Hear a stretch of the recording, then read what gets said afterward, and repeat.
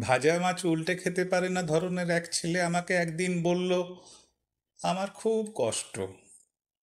আমি তার ঘন চুলে নিবিড় আঙুল রেখে বললাম, মাঠ জুড়ে সাদা জ্যোৎস্না নেমেছে, চল ভিজি। চল মেঘলা ভরে অরণ্য পেরোই, শীতলাক্ষায় উল্টো সাঁতার কাটি। ছেলে বলল, বড্ড খিদে পায় আজকাল। আমি তাকে সর্ষে বাটা ইলিশ, চিতল মাছের কোপ্তা, চিংড়ির মালাইকারি আর আস্ত একটা মুরগির রোস্ট খেতে দিলাম। খাবার পর একটা তবক দেয়া পান।